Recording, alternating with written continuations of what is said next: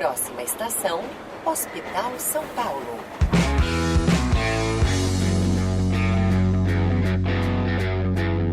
Fala, meu povo! Eu sou Ana Caroline. E eu sou Marcos Marangoni. Nos últimos meses a gente esteve junto aqui semanalmente no podcast Projeto R1 São Paulo para acompanhar vocês de perto no período das provas. E hoje a gente chega no final dessa nossa temporada. O coração já tá apertando de saudade aqui. Pois é, galera, hoje é o nosso último episódio. Oh.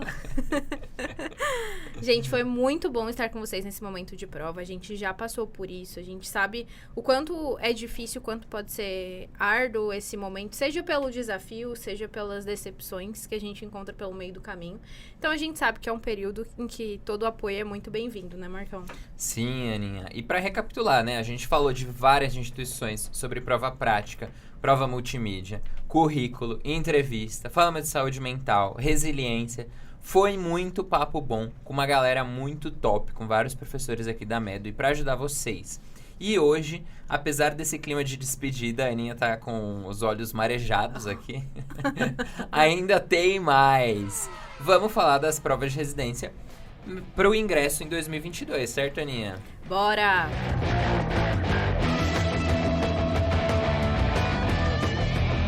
Para começo de conversa, eu quero saber a tua opinião, Marcão. O que tu achou das provas desse ano?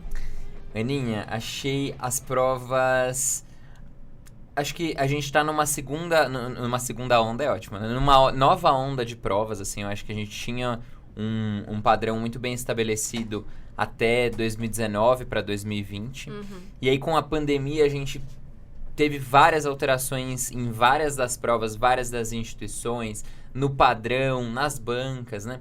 E a gente percebe essas... Não mudou muito o padrão das instituições, na minha visão, mas a gente percebe, sim, uma nova onda, um novo padrão se formando pós-pandemia, né? Pós-início do Covid. E isso não quer dizer que as provas estejam mais difíceis, mas quer dizer que a gente precisa se adequar, fazer de uma forma mais adequada a nossa preparação para as provas de residência. Perfeito. Eu acho isso também, Marcão. E assim, acho até curioso, porque quando a gente começa a estudar, a gente orienta bastante até na mentoria. Se baseie pelas provas dos últimos anos, faça a prova dos últimos 5, 6 anos. A gente sempre manteve esses 5, 6 anos, porque a gente sabia que não tinha tido uma grande mudança nesse período. Olhando muito atrás disso, principalmente quem presta prova em São Paulo, o padrão da prova era completamente diferente, né? Então, por exemplo, USP, Unifesp eram questões só discursivas. E aí, exatamente, agora tiveram várias mudanças. Ano passado, né? Retrasado agora, em 2020. Muita gente pensou, que era por contexto de pandemia, então algumas provas ficaram até mais difíceis, já que não teria prova prática, já que não teria segunda fase, mas aparentemente é o padrão que está sendo estabelecido mesmo, né? Apesar de, como você falou, a forma como os assuntos serem cobrados, ser muito peculiar, assim, a gente vê isso quando a gente faz levantamento estatístico, por exemplo, é tudo muito previsível, entre aspas, salvo algumas exceções, né? Mas a gente consegue antever os assuntos que a banca mais gosta de cobrar. E, em contrapartida, aquelas áreas mais específicas, então, preventiva, cirurgia, que tem um padrão bastante peculiar das provas, elas acabaram mantendo o mesmo padrão de ser cada vez mais específica. Então, cirurgia geral cobrando assuntos que são abordados na prova de R3, preventiva com 50% dentro do previsto, os outros 50%, Deus nos acuda. Até a imprevisibilidade da preventiva é previsível, né? É isso, a gente já vai considerando que vai ter coisa que vai no bom senso, porque ninguém para estudar aqueles assuntos, né? Mas eu acho que mais importante do que a gente falar sobre isso vai ser ouvir um pouquinho os nossos professores, o que eles têm para falar, né? Com certeza. Vamos ouvir os nossos especialistas. A gente conversou com os professores aqui da MEDO, aí, galera, de cada grande área, e eles fizeram um balanço das provas. Cirurgia, clínica, GO, Prev, PED. Vamos ver como é que foi. Bora, vamos começar então pela temida área da cirurgia com o nosso magnífico professor Daniel Feijó. Oi, Ana. Oi, Marcão. Aqui é Daniel, líder acadêmico da cirurgia da Medway. Então, o que a gente tem visto nos últimos anos é a pegada da prova de cirurgia ser um pouquinho mais pesada. E esse ano não foi diferente.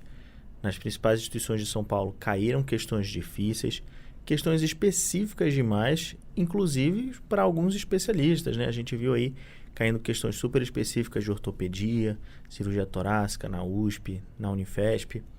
Então, não estava fora do esperado, porque a gente já estava esperando que viessem a cair questões difíceis, questões que realmente não deveriam ser priorizadas, que não fariam tanta diferença na nota final do candidato, como a priorização da Medway orienta os alunos a priorizar aquilo que é mais prevalente, aquilo que não se pode errar, mas seguiu esse mesmo padrão. Questões específicas que muitas vezes era preciso ter um conhecimento de especialista para chegar na resposta, tanto na primeira fase, né, como na segunda fase.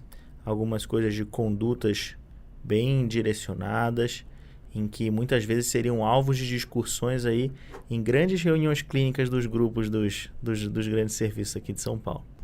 Galera, a cirurgia não perdoa. Mas, no fim das contas, quais foram as provas mais fáceis e mais difíceis? Vamos ver. Eu acho que a prova de cirurgia mais difícil que a gente teve esse ano foi a prova da Unifesp. Foi uma prova bem difícil de cirurgia. Então, a gente viu as pessoas mandando super bem em algumas outras especialidades, e dentro da cirurgia, tendo um desvio da média dela aí um pouquinho mais para baixo. Então, na Unifesp a gente teve questões mais difíceis, e uma prova de residência que eu achei que foi super dentro do que é discutido, super dentro do que um bom médico tem que saber mesmo, foi a prova da Santa Casa. Questões mais fáceis, só que do dia a dia, questões super relevantes. É claro que dentro de uma prova a gente sempre vai ter uma questão ou outra mais difícil, mas a pegada geral da prova da Santa Casa foi uma prova muito melhor do que de outras instituições esse ano aqui em São Paulo. E para fechar, vamos ver o balanço que o Dani fez das provas, considerando todo esse grau de dificuldade.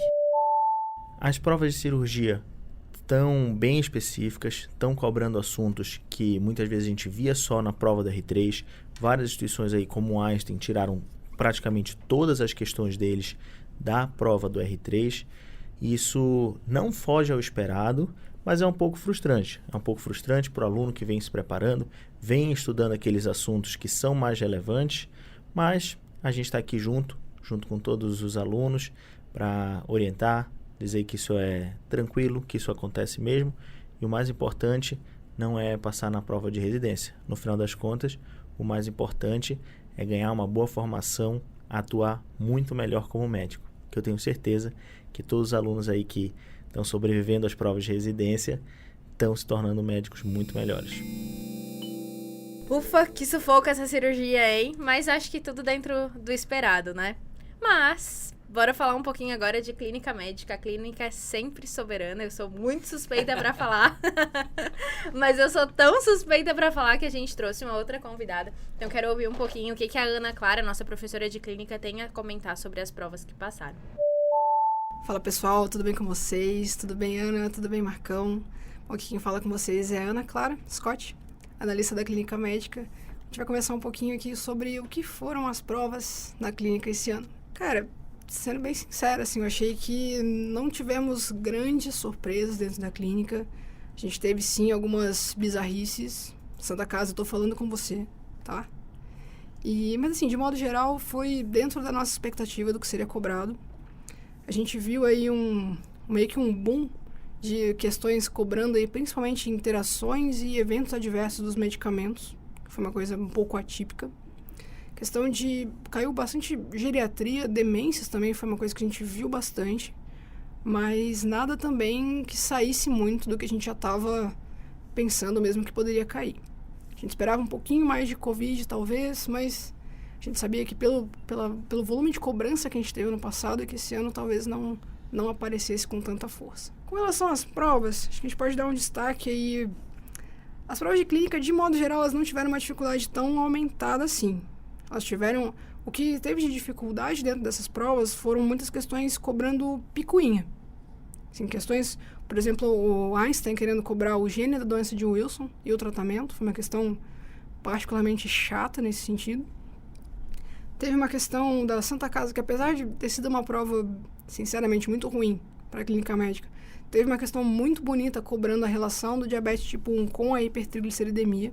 Questão aí muito bonita de fisiopatologia. Mas, ao mesmo tempo, foi uma prova que cobrou posologia, tempo de posologia da simvastatina, como que você toma levotiroxina. Foi uma questão, assim... Tiveram questões muito estranhas, muito atípicas dentro dessa prova da Santa Casa. A gente não entendeu muito bem o que aconteceu. E aquela questão do AIT, que a gente está procurando a resposta deles até agora. Que a gente não sabe de onde eles tiraram esse gabarito. Deu pra sentir na voz da Scott a decepção com a Santa Casa, hein? Pois é, Marcão. Mas também tiveram algumas instituições fazendo ótimas provas. A gente sabe que a Santa já tem um padrão bastante peculiar Sempre, de cobrança. É engraçado que até isso se repete ano após ano, né? A gente consegue, tipo, não, mas isso já é esperado dessa instituição. A gente já sabe que isso vai acontecer. A Santa que de Santa não tem nada. Boa. Mas também teve bastante instituição fazendo prova que a gente considera um padrão adequado, né? Algo justo para avaliação dos nossos alunos. Então vamos ver o que a Ana falou sobre isso também. A gente tem o destaque aí para a prova da Unicamp, que é sempre uma prova muito bem feita.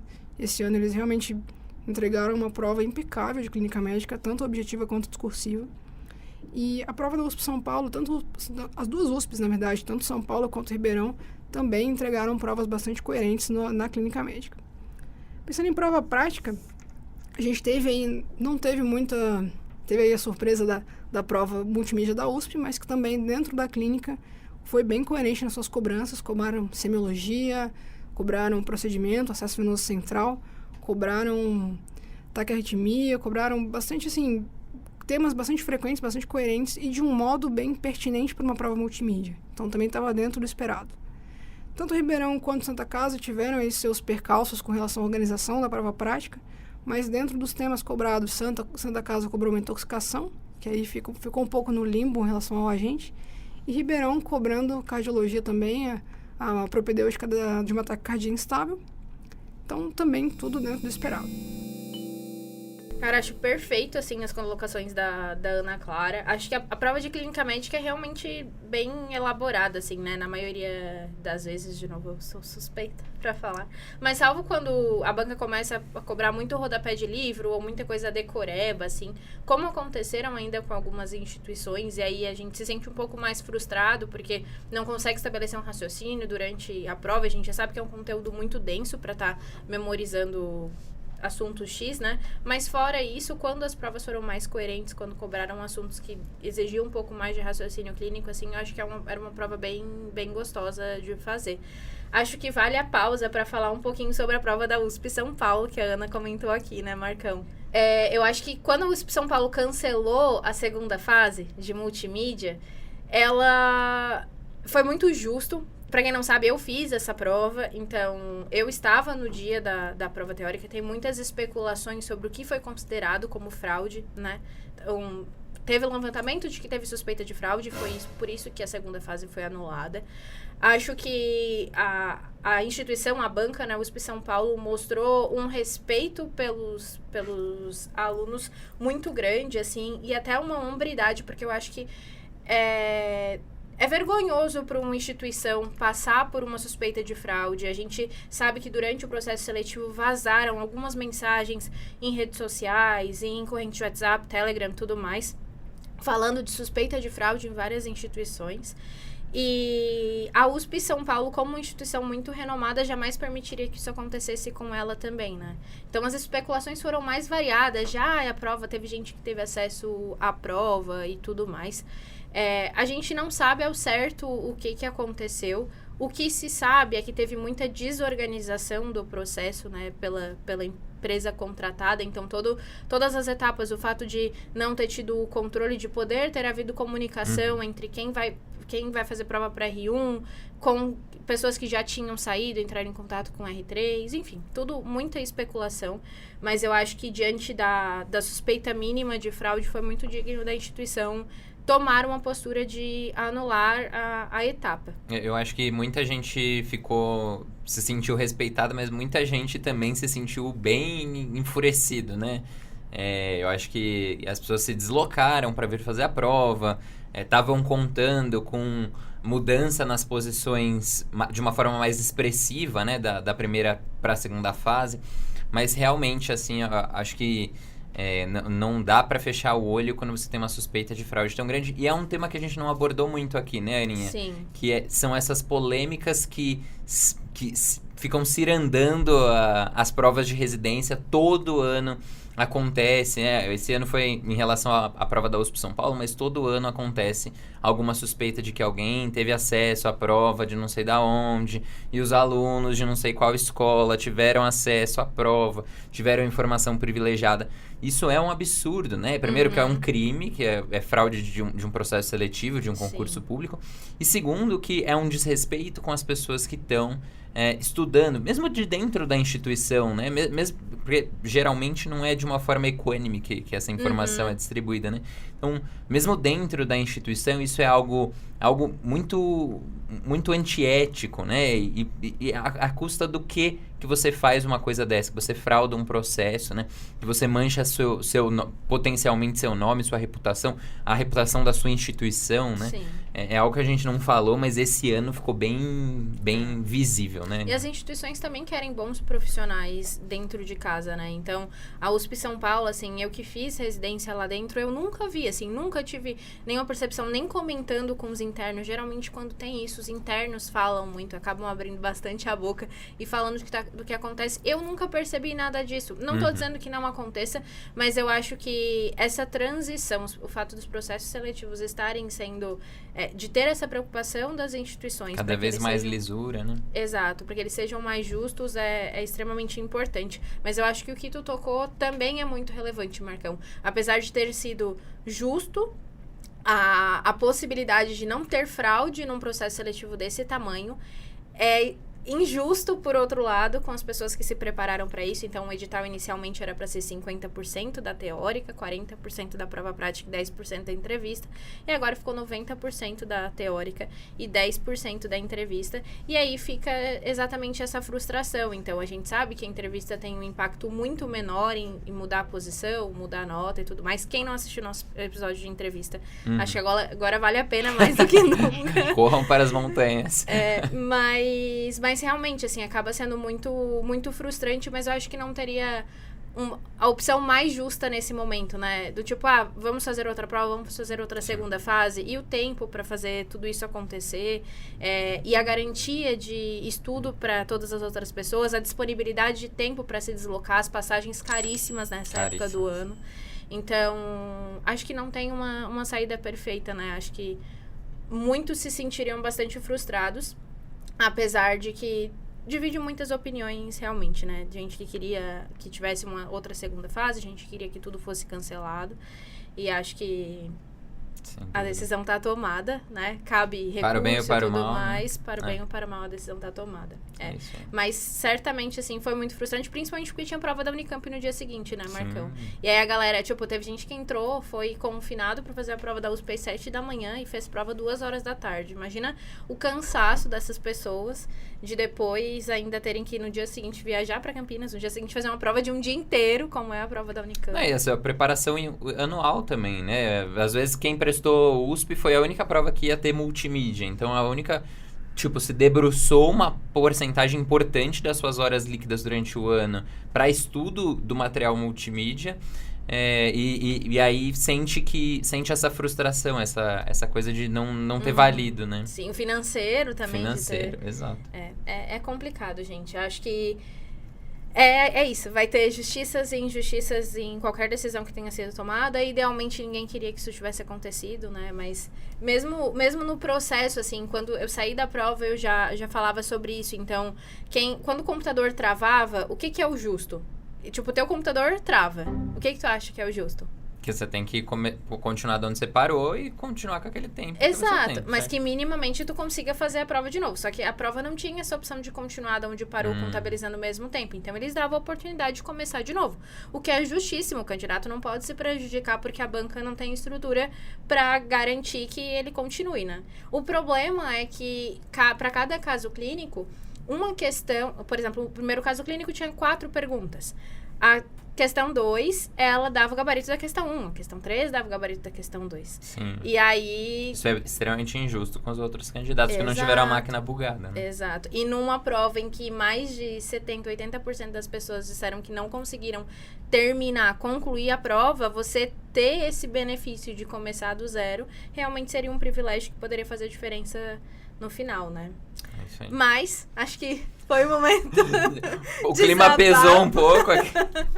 Mas bora voltar agora, que Bora é falar minha de coisa vez. boa, né? Exato. É a minha vez de puxar a sardinha pra minha especialidade, a maravilhosa ginecobstetrícia. Vamos ouvir os comentários da Daniele, da nossa professora. Fala aí, Dani.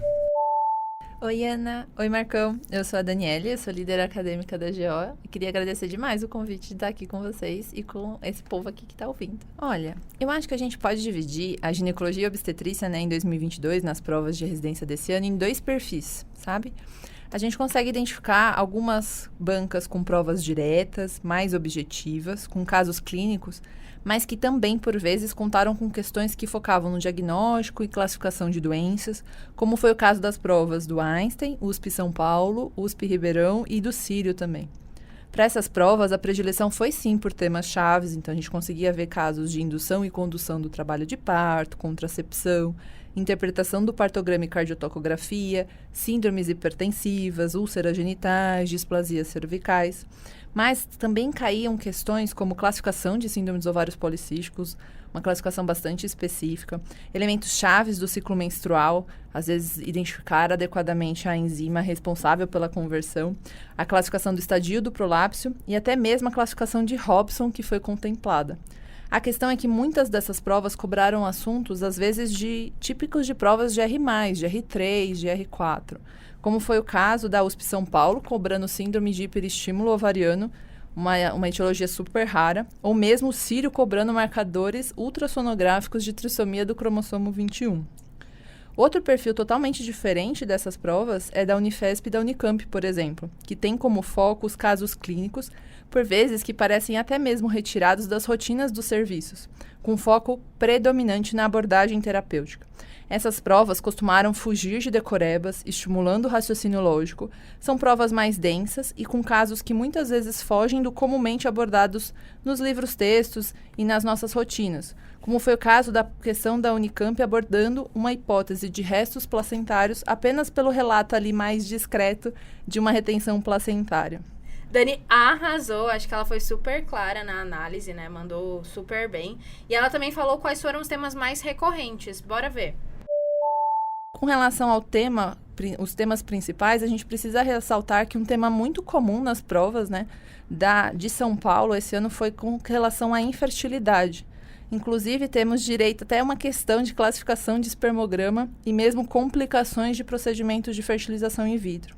Covid-19, por outro lado, até que não foi muito cobrado, provavelmente pela abordagem frequente nas provas de 2021, exceto pela prova da Unicamp, que cobrou de forma bem brilhante. Quanto às provas práticas, a principal limitação parece ter sido o tempo das provas multimídias, como foi o caso da prova da USP São Paulo.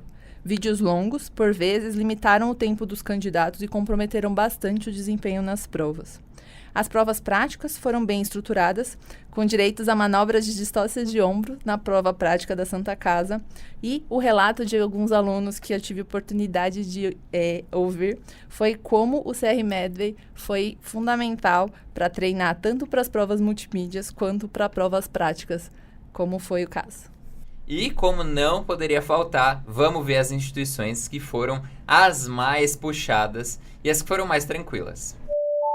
Sem dúvida, a mais difícil foi a Santa Casa. Tradicionalmente, essa sempre foi a pior prova de GO em São Paulo. Tradicionalmente, a gente sabe que as questões possuem um grau de dificuldade adicional, com direito à conduta frente à hiperplasia endometrial com e sem atipias, conduta para neoplasia intraepitelial vulvar e mesmo peculiaridade das abordagens cirúrgicas. É uma prova difícil, como eu disse, muitas vezes que cobra assuntos de R+, e que dificultam bastante o candidato que está tão buscando a vaga no seu R1. A prova mais fácil, a nosso ver, foi a do Einstein, porque os assuntos cobrados foram bem mais diretos e mais clássicos. Os casos clínicos eram mais curtos, mas com os achados principais que permitiram a rápida identificação e que conseguiam que o aluno, que o candidato, conseguisse responder com facilidade. Queria fazer um adendo para a prova mais bem feita de GO, que foi a da Unicamp. Os casos clínicos eram bastante objetivos, com foco em diagnóstico e condutas, mas com abordagens bastante elegantes, que fugiam de temas tradicionais. Por exemplo, cobrar o rastreamento de neoplasia de colo uterino, mas em pacientes com imunossupressão. Interessante essa visão, Aninha, que a gente teve já na apuração, né? A gente fez a apuração da USP São Paulo esse ano ao vivaço, nosso time de professores corrigindo, e era unânime, assim. Foi tenebrosa, mas... Foi tenebroso. E os alunos comentaram muito que a prova de GO da USP São Paulo tava... foi a disciplina mais difícil, assim, né? Dentro das disciplinas todas. E, assim, incrível, ressaltando, incrível como o GO tá trazendo muita imagem, né? Uhum. Então, imagem de exame, imagem de partograma, imagem de exame físico, imagem de instrumental cirúrgico, de esterômetro, sei lá, de coisas que a gente usa no dia a dia da especialidade, né? Então, isso cobra que o aluno tenha tido uma visão, um contato com o GO bastante aprofundado durante a sua vida acadêmica, durante a sua formação. Sim, eu acho que esse ponto que tu tocou foi bem bacana, Marcão. Acho que eu sinto isso em outras especialidades também, não a questão da imagem, mas a parte de valorizar o que você viu no internato. Em fugir um pouquinho do livro e trazer um pouco para expertise, Vivência. sabe? Na prova de clínica da USP, por exemplo, quando caiu uma questão de cuidados paliativos de um paciente que estava, assim, que era já dependente de cuidados, tinha um KPS baixíssimo, assim, quando ela traz toda essa abordagem, tu já pensa, tipo, cara, isso não é dado em nenhum livro, isso é experiência, é vivência na faculdade. E eu acho que isso é super importante, assim, especialmente no contexto em que a gente vive, que tem muitas faculdades de medicina, tem muitas faculdades abrindo, né? Então, isso faz com que os processos com que cada uma dessas instituições tenham que cuidar realmente da qualidade do que estão fornecendo. E né? valoriza o aluno que realmente foi aluno, né? Que frequentou o hospital. Porque dá pra dar aquele migué durante a faculdade, né? De não ir... eu tinha um professor que ele falava que se fizesse o PPD no final do 6º ano e viesse não reagente, quer dizer que você não foi um bom interno. Que você não frequentou Adorei. o hospital o suficiente, sabe? Adorei. Então, tipo, você tem que positivar seu PPD no internato, amigo. Vamos lá, bora. Sabe que eu acho isso bacana? Eu lembro que durante o cursinho, assim, de preparação pra prova de clínica médica, às vezes eu conversava com algumas pessoas e a pessoa falava, cara, olha só quanta coisa a gente aprendeu aqui na aula, coisas que eu nem sabia. E às vezes eram coisas tipo, não, como que você não sabe? A gente aprendeu isso na aula tal, ou não, a gente sabe, a gente viu isso. E assim, é realmente a capacidade que os cursinhos atualmente têm de nivelar. Nivelar o que é muito bom, torna o acesso mais fácil para todo mundo, ou não, porque aí a competitividade também aumenta, as notas de corte sobem bastante, mas por outro lado de manter isso, né? Manter a valorização de quem realmente é um bom profissional, porque a gente sabe que a prova te avalia, não é o método mais justo de avaliar as tuas competências, né? Então, verdade. Bem bacana a colocação. E falando em colocações filosóficas, bora para a queridíssima preventiva com a nossa professora Marina. Oi, pessoal, tudo bem com vocês? Para quem não me conhece, eu me chamo Marina, eu sou médica sanitarista, fiz residência lá na Unicamp de Preventiva e sou uma das professoras aqui da Médio e faço parte do time aí da Preventiva. Estou aqui com vocês hoje. Pessoal, as provas de Preventiva desse ano, elas têm sido, de modo geral, elas têm seguido assim um padrão normal. Elas não têm sido muito mais difíceis do que o comum, mas uma coisa que eu tenho percebido, não sei se é uma coisa aí que vai ficar para outros anos ou se é só de agora mesmo, é que tem algumas instituições que estão começando a cobrar coisas que são um pouco mais específicas, assim. Então, eu tenho sentido... Antes, por exemplo, a Unicamp era uma prova que cobrava muito coisas específicas, coisas que só a Unicamp cobra, tipo na saúde do trabalhador, a PNH, que é um padrão comum lá da Unicamp. Mas agora eu tenho percebido que isso tem acontecido em outras também, né? O pessoal penou muito com a prova do Einstein, por exemplo, que teve algumas coisas bem específicas. Então, acho que em termos de padrão, acho que é uma coisa que tem surgido assim, mas não tenho considerado que as provas tenham sido mais difíceis do que o comum, se a gente comparar aí com os anos anteriores. Acho que elas têm se mantido nesse padrão mesmo. Galera, apesar das provas de preventiva terem seguido um certo padrão de dificuldade em comparação aos outros anos, muitos dos nossos alunos deram aquela chiada nas questões, né? A preventiva sempre é um calo no pé da galera. A Marina falou sobre isso também. Olha só. E aí, falando um pouquinho mais também sobre as provas, quando a gente vê aí os comentários dos alunos e tudo, a maioria das pessoas tem saído reclamando um pouco de preventiva, né? Isso eu acho que tem sido uma coisa geral de todo mundo.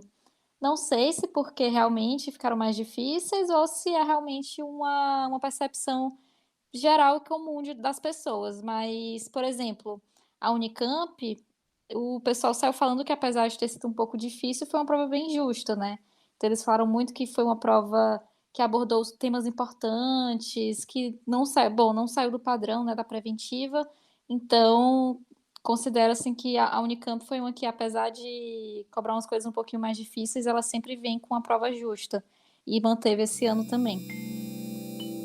Acho que é isso, né, Marcão? Preventivo é sempre uma loucura. Exato. Eu queria pontuar, Aninha, que os professores todos falam bem da prova da Unicamp. Eu não quero falar bem da minha casa, mas realmente, assim, em todas as áreas, eu acredito que a prova da Unicamp é uma prova muito, muito bonita. É uma prova justa, bem feita.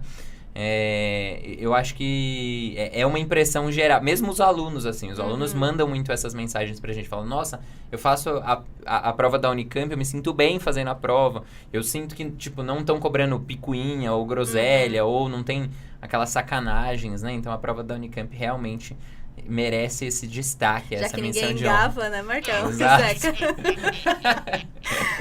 Mas eu acho ótimo. Eu acho que essa foi uma impressão que eu tive desde a época que eu fiz a prova também, então de 2018 para 2019, e agora realmente é muito unânime. Mas o que eu achei mais bacana, assim, muito legal do processo foi o fato deles passarem um questionário no final da prova, perguntando se a tua prova foi coerente, se é coerente com os conhecimentos que você acha que precisa ser avaliados e tal. E eu acho que é isso. E não é à toa que são notas de cortes tão altas, né, Marcão? Sim. A galera fala, tipo, mas corte tem 81, 82, às vezes clínica, por exemplo. É porque todo mundo quer. Todo mundo quer, mas não é só isso. É o fato de serem uma prova realmente muito coerente, muito baseada em raciocínio clínico, né? Então, acho que fica... Valeu o recado. Apesar de preventiva ser preventiva sempre, né? Preventiva na Unicamp cobrando saúde do trabalhador lá, ninguém merece, mas tudo bem. Medicina ambiental também, eles cobram, meu Deus, mas enfim. Mas é legal mesmo. E agora, bora pra última, mas não menos importante, bora de falar de pediatria. Para isso a gente contou com a participação de um outro querido professor também chamado Daniel, mas agora não mais Daniel Feijó. O Daniel Zaidan, outro professor aqui da Medway, professor de pediatria, que vai falar um pouquinho como foi a prova dessa especialidade.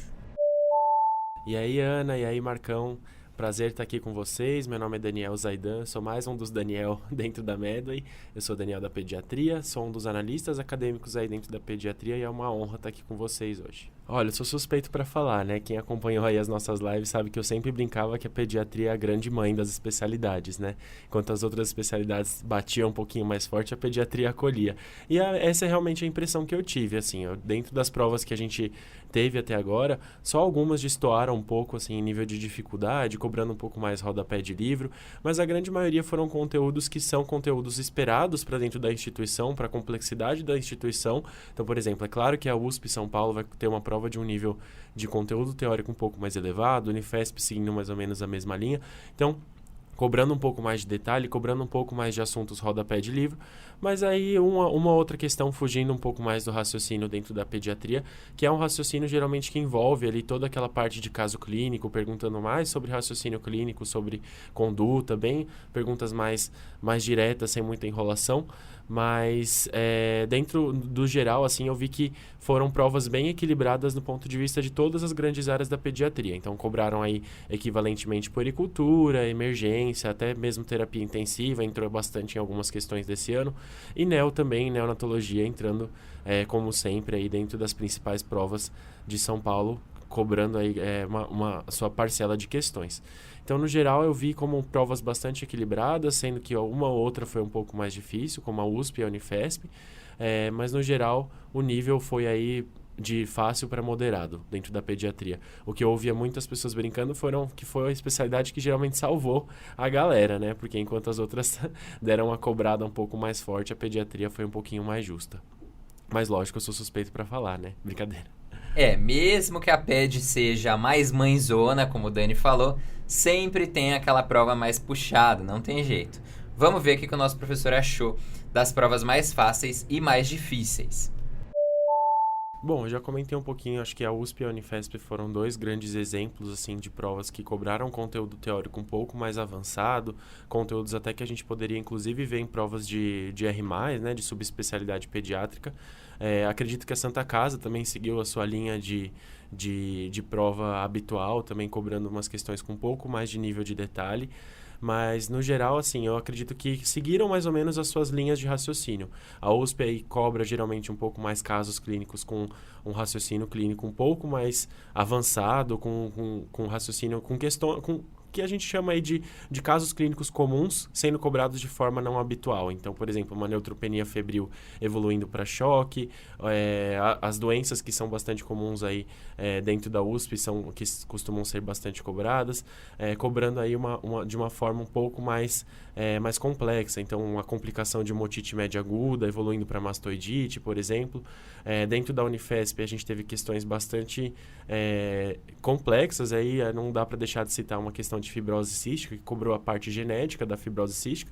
Então, diferindo aí um pouco do que é o habitual de cobrar, que são questões aí dentro de um referencial teórico um pouco mais acessível, mas que também não deixavam, por isso, de desequilibrar a prova, de tornar uma prova aí desequilibrada, uma prova injusta, cobrando de forma aí um pouco mais detalhada, mas sem deixar a prova sem ser justa, né?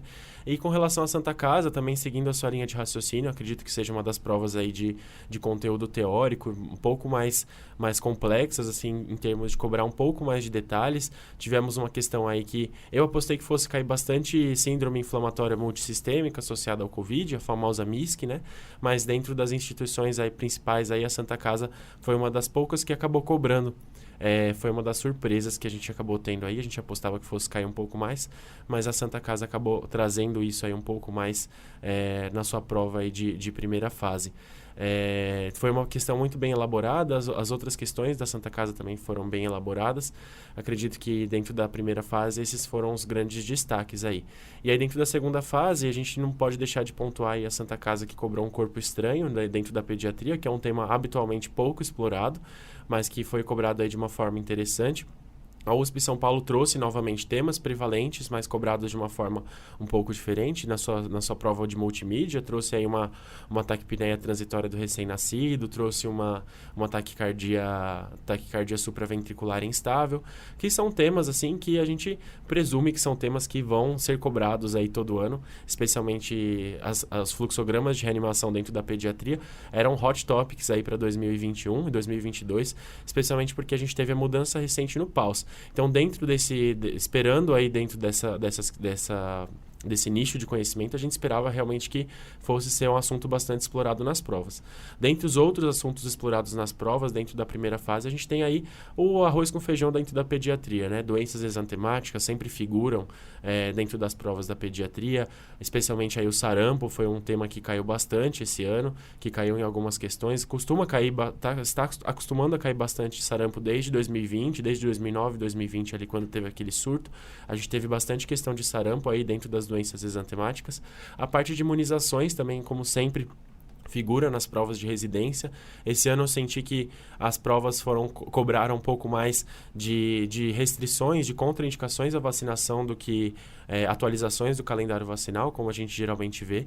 Então, acho que tende a ser um tema aí que pode começar a ser cobrado explorado de formas um pouco mais diferentes em relação às suas contraindicações, às suas peculiaridades de calendário vacinal, que são coisas que a gente costuma abordar bastante nas aulas do extensivo, do intensivo também, bater bastante martelo. NEL, não tem nem o que falar, NEL que realmente figura sempre em todas as provas, sala de parto, eu brinco que tem que saber, assim, mais do que o próprio nome, tem que saber o nome e sala de parto, porque com certeza vai cair na prova. E aí dentro da ANEEL a gente teve as atualizações aí dos protocolos de doenças infecciosas mais recentes, especialmente para os recém-nascidos expostos ao HIV, que a gente teve uma atualização recente aí do Ministério da Saúde, e muitas provas cobraram isso dentro aí dentro das suas peculiaridades. Algumas cobraram inclusive o detalhinho ali, que era o esquema para o prematuro de 28 semanas, como foi, se eu não me engano, na Unifesp. Isso foi na Unifesp que foi cobrado esse assunto. Então a gente teve aí algumas provas que exploraram aí dentro dos temas o que a gente já está acostumado a ver, uma ou outra figurando aí um tema de forma diferente. Acho que vale uma menção honrosa aí para a prova da Unicamp. Dentro das provas que eu vi, acho que foi a prova mais bem feita, mais equilibrada no ponto de vista de profundidade de conhecimento e de elaboração de enunciado, de caso clínico. É uma prova que a gente achou gostosa de fazer, uma prova com raciocínio clínico que não tinha pegadinha, não tinha nada ali embaixo do tapete para você tentar descobrir. Era aquilo ali, era o que o enunciado dizia e você tinha que responder na lata. Não tinha muita enrolação, não tinha muito espaço ali para enrolação, tanto na discursiva quanto na objetiva. E acho que dentre as provas que foram um pouco mais tranquilas, eu ressalto essa da Unicamp, que apesar de não ter sido tranquila propriamente dita, foi uma prova bem feita e justa, uma prova que dava para fazer com os conhecimentos ali numa boa. Acho que as provas da SMS também foi uma prova que cobrou menos questões, foram 10 questões mais tranquilas. Então, dentro dessas provas aí que a gente viu, acho que cabe o destaque para essas que eu mencionei. Finalizando, então, a parte de PED, vamos ver qual o balanço que o Daniel teve, já que teve coisa ruim, teve coisa boa, vamos ver qual é a visão geral dele. Eu assino embaixo de tudo que a gente costuma falar. Os temas que são cobrados vão ser cobrados todo ano. Então, sala de parto vai ser cobrado, paus vai ser cobrado, algoritmos de reanimação dentro da pediatria com certeza vão cair. Todo ano está caindo. Não dá para deixar de saber na ponta da língua, assim, para a prova. Quem vai prestar prova, todo ano é uma boa pedida saber isso aí de ponta de língua. E as provas, geralmente, elas tendem a seguir ali o que a instituição é mais forte. Então, a gente tem, por exemplo, a USP é um centro muito forte em terapia intensiva, em emergência, que recebe muitos casos referenciados de cirurgia pediátrica, muitos casos referenciados de oncologia, mesmo às vezes aí de cardiologia. Então, a gente tem ali uma prova que é enveredada para esse assunto.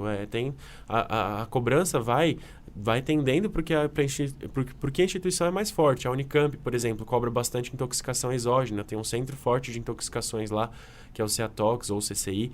Então, a gente vê geralmente aparecer bastante nessas provas esse tipo de questão. A Unifesp, com as suas especialidades ambulatoriais também, especialmente gastro, é uma das poucas provas que cobra bastante gastro, que cobra alguns critérios diagnósticos dentro da gastroenterologia pediátrica, que é um dos centros ali que figura mais. Hemato também é bastante forte na Unifesp, então acaba aparecendo mais na prova.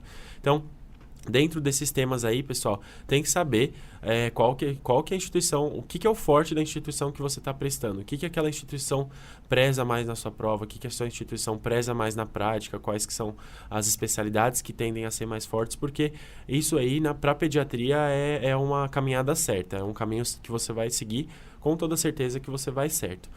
Dentro aí dos principais temas, a gente também sempre fala, tudo que atualizou naquele ano pode apostar que vai cair. Então fica ligado, fica antenado, a gente sempre divulga aí no nosso Instagram tudo que está saindo de mais atualizado, tudo que está saindo de diretriz nova. Então fica ligado aí para poder pegar os bizus aí, as novidades que estão saindo naquele ano, porque com certeza a banca vai aproveitar e vai colocar dentro da sua prova a atualização. Especialmente quando se trata aí de protocolos do Ministério da Saúde, atualizações novas, porque com certeza vai cair. É isso, Marcão, mas a gente tem que lembrar que ainda tem prova vindo por aí, né? Exato, ainda falta IANSP, falta SUS, falta Unesp. A galera que esqueceu de lançar os editais deixou esperando, a gente ansioso aí. E ainda tem essas 3 provas principais aí de São Paulo que a gente vai estar esperando com ansiedade, né, Aninha? Boa, eu queria aproveitar para reforçar o convite para vocês acompanharem as nossas lives, estão no YouTube da Medway, acontece sempre as lives de apostas, dicas de última hora e até mesmo as correções de prova. A gente sabe que o que cai numa prova pode ser cobrado na outra. O IANSP e o SUS têm formatos de cobrança bem parecidos, por exemplo. Sim. Então, se entender o que está sendo cobrado mesmo, para quem não fez, acredito que a maioria das pessoas que estão nos ouvindo já fizeram outras provas agora. Santa Casa vale a pena olhar também. Com certeza. Mas acho que vale a pena, assim, não só o ver essas provas similares, mas acompanhar essas nossas dicas. São provas que respeitam bastante o padrão de ano após ano, mesmo com a mudança, isso é super importante, mesmo com a mudança da empresa terceirizada responsável pela elaboração da prova, as provas mantêm a mesma característica, seja da parte estatística, assim, do que gosta de cobrar, seja o padrão de cobrança mesmo, né? Geralmente são provas, tirando a Unesp, mas geralmente são provas que cobram mais aspectos conceituais, são provas mais diretas mesmo, com enunciados curtos e não tanta especulação com prova de raciocínio clínico, nem nada disso. A gente vai deixar o link aqui da cobertura dessas provas pra vocês na descrição do episódio, tá? Não percam, tá? É isso aí. Boa, galera. E depois dessa temporada sensacional, a gente chega no nosso último quadro, Recomenda. Saiu muita coisa boa aqui, hein, Aninha? Eu mesma aproveitei várias já. Exato, também. O que você vai recomendar hoje, Aninha, de último dia? Marcão, por incrível que parível, eu vou comentar, eu acho que vai ser a melhor recomendação de todas, mesmo que a menos elaborada. Eu acho que eu vou vou recomendar para as pessoas descanso. Eu acho que independente do que acontecer, assim, se vocês estão conseguindo ser aprovados nas provas que vocês queiram, tirem uma semana para vocês, assim. Vão viajar se for preciso, ou fiquem em casa sem fazer absolutamente nada. E por nada, eu quero dizer também, não ficar vidrado nas redes sociais, ficar acompanhando o que tá saindo. Se vocês foram aprovados, assim, então antes de fevereiro, antes de março, no caso, antes de começar a prova de residência, acho super importante esse momento. Vocês vão precisar, ninguém sabe quando vai ser as férias de vocês, não é mesmo? Mas a residência pode ser muito puxada, desgastante, tanto fisicamente quanto emocionalmente. E ter esse período, tem muita gente que tá se preparando há muito tempo, né? 2 anos de preparação, tem gente que tem até mais tempo. E acho que é uma recomendação válida também para quem não está sendo aprovado, quem vai ter que fazer mais um ano, ou quem é do 5º ano e está nos ouvindo e vai começar mais esse ano por agora. Tira uma semana para não fazer nada. Pode ter certeza que essa semana não vai contar no final do processo, assim. Eu acho extremamente importante que vocês descansem para poder voltar com gás total. Arrasou, Aninha. Tá? Até eu vou tirar um descanso depois dessa temporada, então. Calma lá, Marcão, tu não me abandona. Mas é isso. Uma coisa que a gente não falou também, falamos pouco, né? Na verdade, são os abusos que podem aparecer na residência, né? Acho que é importante deixar um destaque aqui, gente. Não aceitem os abusos, assim. Não aceitem... claro, assédio vai rolar, né? Mas tudo tem limite, assim, né? Então... valorizem vocês como pessoa, assim, não aceitem os abusos intermináveis na residência, sério. Justo, Marcão, acho que nós somos a mudança que a gente quer ver, né? E, real, acho que faz muito sentido. E não abusem dos seus R- também. Não perpetuem o ciclo. A gente tem medo, assim, acha que é a hierarquia, que vai ter algum tipo de punição, alguma coisa, mas acho que isso é importante mesmo. E valorizem instituições que não são a favores disso, né? Então, conversem realmente com especialistas, com pessoas que fizeram residência nesse serviço, ou que estão fazendo residência nesse serviço, para entender um pouquinho o quanto essa instituição valoriza o trabalho do residente, né? Porque a gente sabe que na maioria dos serviços o residente é responsável por tocar o serviço. Se o residente para, o serviço para. Então, é importante saber o quanto essa instituição valoriza o trabalho de vocês. Boa, Aninha. E tu, Marcão? Eu vou recomendar uma padaria. Então vai descansar comendo na padaria do Marcão. É uma padaria que eu vou, que é muito boa, Aninha. Eu acho que vale a pena. Fica numa região boa aqui de São Paulo. Fica próximo ao metrô Higienópolis. Fica na rua Itacolomi. Chama Fabrique e tem pão artesanal, tem pão sem glúten, com aquela farinha de trigo sarraceno, sabe? Então é uma experiência bem legal, as coisas são bem gostosas, assim. E fica num bairro super bom, que dá pra caminhar um monte ali, perto de Higienópolis. Então fica aí a minha recomendação da Fabrique. Gostei. Bora, Aninha, tomar um café na Fabrique? Bora. Galera, a gente tá chegando ao fim, oficialmente, da nossa 2ª temporada do podcast Projeto R1 São Paulo. Como a gente já falou, foi um prazer enorme estar com vocês durante todo esse tempo. E eu acho que eu só tenho que agradecer, né? Agradecer a companhia de vocês, agradecer por todos os feedbacks que vocês nos trouxeram, seja nas redes sociais, enfim. Mas sempre uma devolutiva muito positiva, assim, um reforço que vocês estavam gostando. Então, fica aqui o meu muito obrigada a vocês. É isso aí, pessoal. Foi bom demais. Inclusive, quero agradecer a participação dos nossos professores também, que contribuíram de forma tão pura e tão sincera, eu acho, né? Os professores dividiram aqui com a gente experiências pessoais, honestidade. Você falou muito honestamente da sua vivência, Aninha. Eu dividi minhas experiências também. Eu acho que isso traz uma proximidade entre nós e com você que está ouvindo a gente também. Eu acho que é uma experiência bastante incrível, assim. Eu gostei quando um ouvinte falou pra gente que... eu me sinto como se eu estivesse sentada conversando com vocês. Que delícia. Eu acho ótimo. Era isso. Venham sentar aqui com a gente, tomar um café. Sigam a gente nas redes, conversem com a gente, deem feedback, deem ideias para as próximas temporadas. E muito obrigado, Aninha, pela parceria. Eu que agradeço, Marquinhos. Foi incrível. Maravilhoso. Muito obrigado à equipe de produção, todo mundo do roteiro, da edição, do audiovisual, tá? Foi bem maravilhoso, assim. E não vamos esquecer tudo que a gente conquistou esse ano, né, Aninha? Sim, com certeza, com certeza. Eu acho que a gente espera, né, que a gente tenha conseguido ajudar vocês de verdade nesse momento de prova, seja no aspecto físico mesmo, seja em dicas estratégicas para vocês mandarem super bem na prova, mas na parte emocional também, a gente preparou tudo com muito carinho para que pudesse fazer a diferença na vida de vocês realmente. Algumas provas ainda vão acontecer, mas desde já a gente já deixa aqui nossa torcida para que vocês recebam apenas boas notícias quando os resultados começarem a sair. É isso aí. Para quem for fazer a prova, muito boa sorte. Para quem já fez as provas, muito boa sorte também. Muito obrigado pela companhia e um grande beijo. É isso, gente. Lembrando que a gente continua com vocês nas redes sociais e nos nossos cursos, viu? Além disso, a terceira temporada do Projeto R1 São Paulo vem aí. A gente vai fazer uma pequena pausa, que o Marcão vai descansar. Mas a gente volta. Beijão, povo. Muito obrigada.